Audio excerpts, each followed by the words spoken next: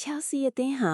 လာမယ့်နွေရာသီအပြောင်းအရွှေ့မှာအားလုံးကိုအံ့အားသင့်သွားစေမယ့်အစီအစဉ်တစ်ခုကိုချမှတ်နေပါတယ်။အဲ့ဒါကတော့သူတို့ရဲ့မြို့ခံပိန်ဘတ်အာဆင်နယ်အသင်းရဲ့အဓိကခံစစ်မှုဖြစ်သူဝီလီယံဆာလီဘာကိုခေါ်ယူဖို့ကြံစည်နေတာပဲဖြစ်ပါတယ်။ဒီအပြောင်းအရွှေ့ဟာအသင်းအသင်းကြားကပိုင်ဆိုင်မှုနဲ့ဆာလီဘာရဲ့အခန်းကဏ္ဍအရာမဖြစ်နိုင်တဲ့အပြောင်းအရွှေ့လို့အများကယူဆထားကြပေမဲ့ Chelsea ဘက်ကတော့အားလုံးကိုငွေပုံပေးပြီးတင်ပိုက်ဖို့ပြင်ဆင်နေပါတယ်။ သတင်းတွေရဲ့ဖော်ပြချက်အရ Chelsea ဟာသူတို့ရဲ့ခံစစ်ပိုင်းကိုရေရှည်အသက်ခိုင်မာအောင်တည်ဆောက်ချင်နေပြီးဆာလီဘာကိုအသင်းရဲ့ခံစစ်ခေါင်းဆောင်အဖြစ်သတ်မှတ်ထားပါတယ်။ဒါပေမဲ့အာဆင်နယ်ဘက်ကတော့သူတို့ရဲ့အဖိုးတန်းကြောင်မြတ်ယတနာကိုပြိုင်ဘက်အသင်းစီရောင်းချဖို့လုံးဝစံတမရှိပဲစာချုပ်တစ်ချုပ်ဆိုဖို့သာကြိုးပမ်းနေပါတယ်။ Chelsea ဟာဆာလီဘာကိုဆွဲဆောင်နိုင်ဖို့အတွက်စံချိန်တင်ပြောင်းရွှေ့ခြင်းနဲ့အတူမြင့်မားတဲ့လုတ်ခါလက်စာတွေကိုကမ်းလှမ်းသွားဖို့စီစဉ်နေပါတယ်။ ဒီသတင်းဟာလန်ဒန်မြို့ခံပရိသတ်တီကြားမှာ